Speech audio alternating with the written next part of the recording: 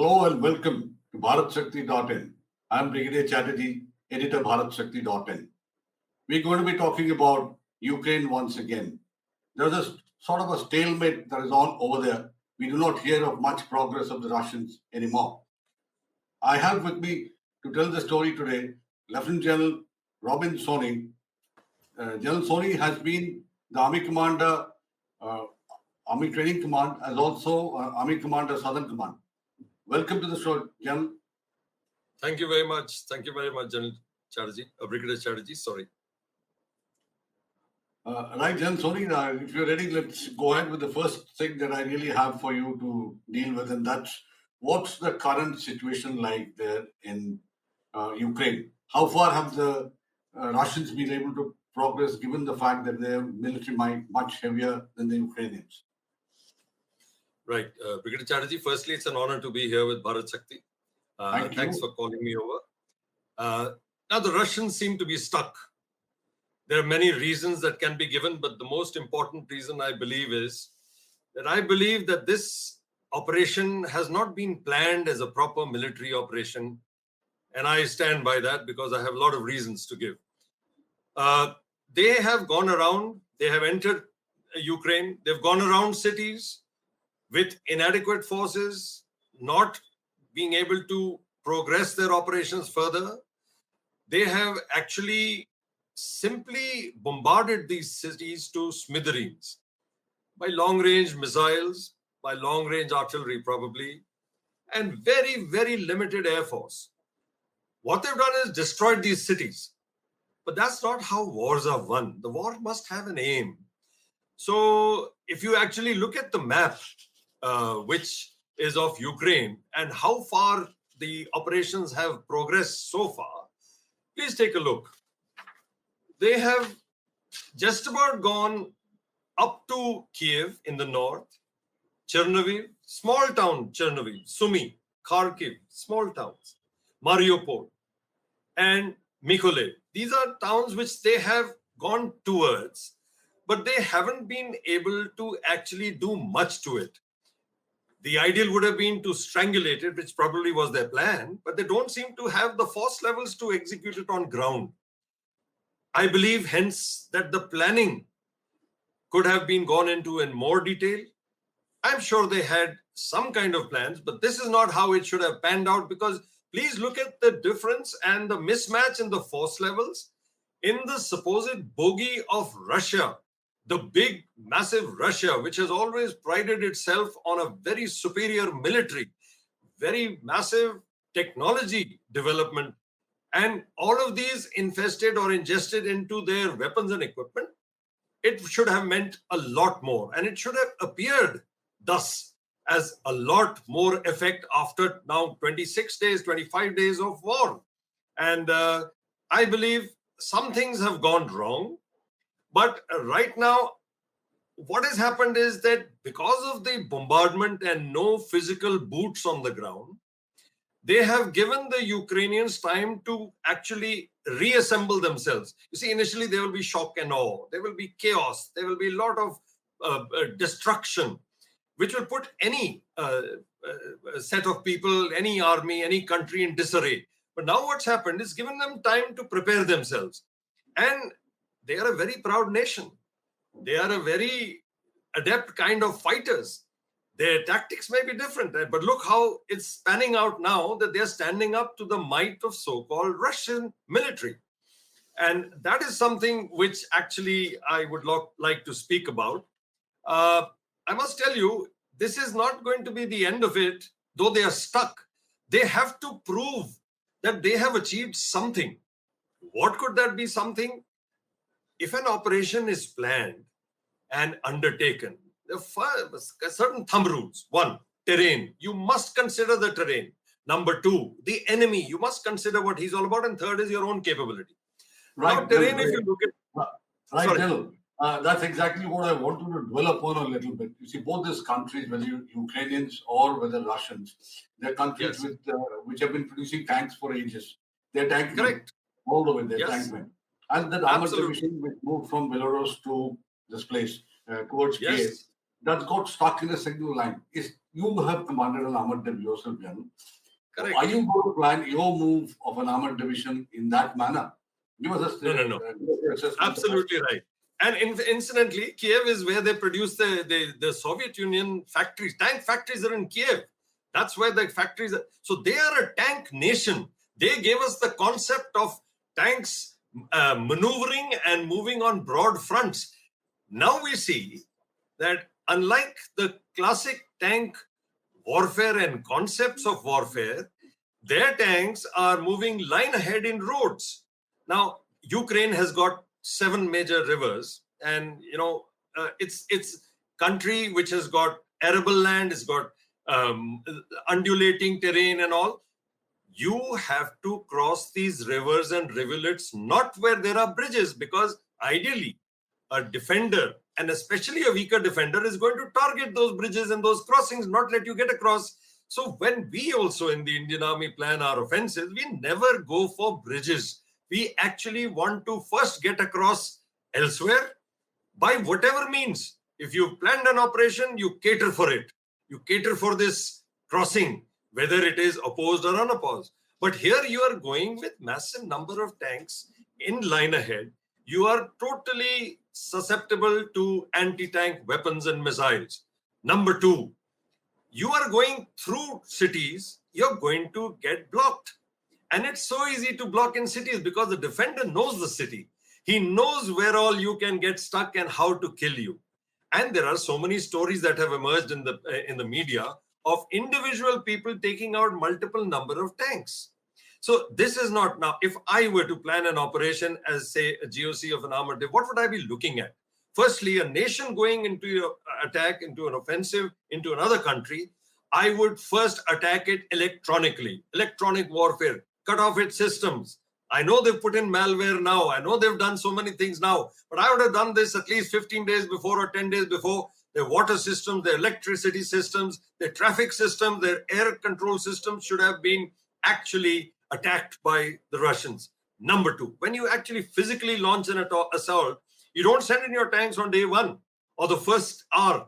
You first launch your missiles, your long-range missiles. You'll send in your aircraft next. You send in your long-range artillery next. And it is after pulverizing the enemy territory, you then send in your tanks with attack helicopters and with drones. And this technology we are also getting from Russia. The world is seeing it from Russia. I'm surprised they haven't thought of it like that.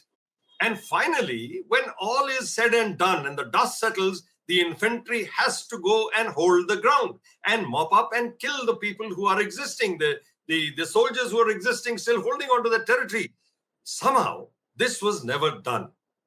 Even for a siege, you want to lay siege to 5 or 6 towns and throttle them. You must have the force levels to do so. Now, that force level does not exist. So the siege is also a kind of an iffy siege. Yes, there is a lot of hardship on the people, and food, electricity, water are becoming scarce in these towns. But if you want to throttle that town, you have to do it with committed more force levels, which unfortunately were not there. Now, I actually would have gone right across Kiev, crossed in whatever manner possible. Why not use an airborne force to get across a river which is too broad for you to cross elsewhere other than bridges? Why not look for other bridges? Why not try and find a way to go across them? Or select your route such that you don't come across a river which you find impossible to cross. This somehow, I believe, was not really done well.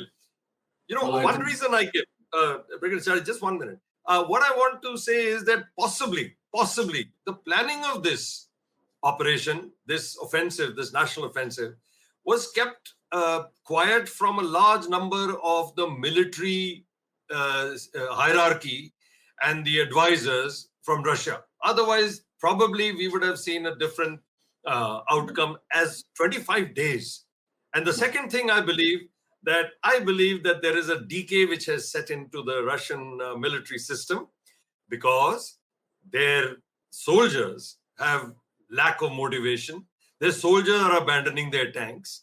They are running out of gas, and it is now coming to fore that there is so much of corruption in their government, in their military procurement and production, that it is virtually hollow. This might of Russian military, which we considered very, very strong, is appearing to be hollow, because you have Ukraine with no organized military. Right. No, they have a very strong military. But you see, in the places where they are actually standing opposite these forces encircling or laying siege to the cities, they are not only the military, you have the local civilians who have got motivated, and you have paramilitary units, and they are actually getting together and facing and blocking the might of the Russian empire. I think that's very well explained. But let's go a little further.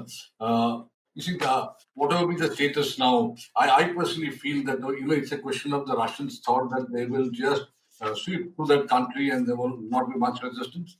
They faced resistance and have got stuck. Now, they have learned some lessons, of course, by now.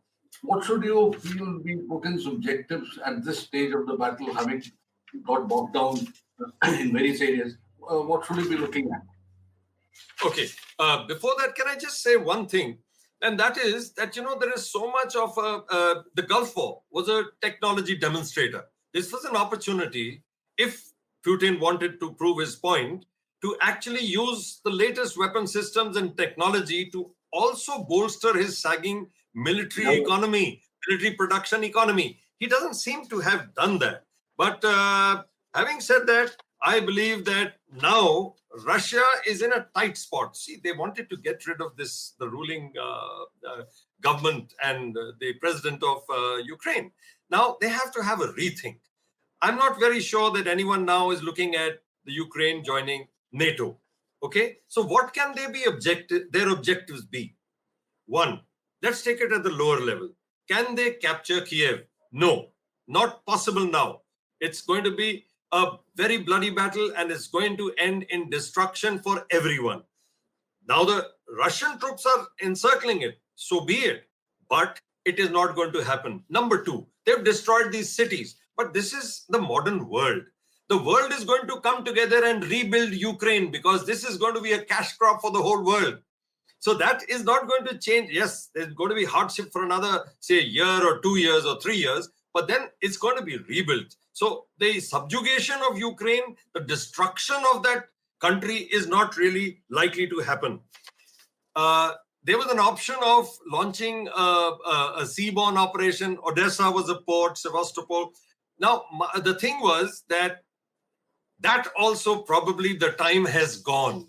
So right now, I believe that what Russia has options are as follows. One, freeze in their present locations.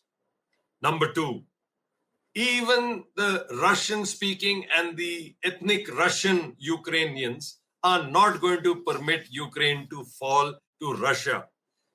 Drying up of food and water, they are hardy people, they will sustain themselves. But I believe that he should freeze in the present location and try his best to redraw the map of Ukraine, because that is what he was looking for in the first place. He's taken Crimea, He wants to do this. And finally, he should possibly give a new ultimatum to the West, that in case you threaten areas which are sensitive to me, this is what I'm going to do, and I don't care what is the outcome of this. So I believe these are the three options which are available to Putin. Okay, just one more question, and that's, do you see, in case the Russians don't really pull out, like you said, as the minimum option, etc., and if they capture substantial part of Ukraine, capture, I mean dominate, at least militarily dominate, do you see an insurgency starting up there? Yeah, so see, everyone in an independent nation is very, very loyal and loves his nation. There's going to be people, now these people who are there who are not military, who are civilians and who are paramilitary are quite likely to go and get together and actually prevent Putin from moving further. What we have to try and ensure as a world is that a second Iraq should not happen. The Americans left Iraq, and look at what we are facing. This should not be permitted to happen in Ukraine. Now, as far as Ukraine is concerned, Putin must be forced to withdraw, but with his head held high. He is a gentleman who's megalomaniac. He's got an ego. He will not go out with his head bowed. There are so many ways to make sure he goes out, but a way out, a suitable way out, which is acceptable to all, should be given to him. You see, he is now isolated in the world. Russia, as far as I am concerned, will have very little to do in the rest of the world, except we all need oil, we all need certain things, which we will keep asking Russia for. His economy is in shambles. You don't remove these things. You put so many. What's it called? The sanctions. Don't remove the sanctions. His economy will fall further. So many people are leaving the Russian mainland, and they don't want to be part of this. Serious loss of face. That small country, much smaller in size, much smaller in military size, has stood up to you. So he needs a way out. I think there are people across the world who should find a suitable solution. Politically, heads should get together, geopolitically, regionally, and try to work things out. I know China has so far stayed quiet. I think at one point of time, China will also figure in this. It's just for us to wait and see. Okay, just the last comment, just a little bit. Do you think Putin has at all achieved adequately enough, which can justify that kind of a deployment of force as he has done? Or do you think he still has a terminal objective which is very definite? See, honestly speaking, he has captured sizable territory in Ukraine. We should not have any doubts about that. And he has the ability to capture more. But in today's world and in today's warfare, you need to capture something viable to prove that you have achieved your end state.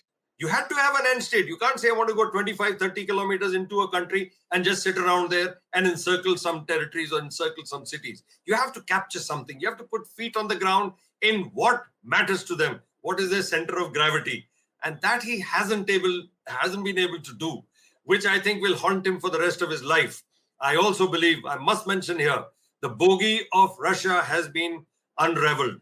Their training, their lack of training, their lack of motivated troops, and their lack of worthwhile strategic and tactical thinking has come to the fore.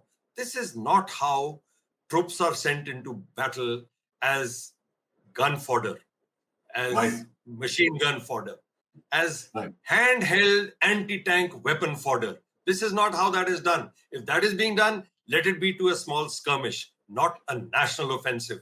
How come Russia hasn't achieved air superiority in these 25 days when they have got their Su-57s? These guys Ukraine is putting their MiG-29s.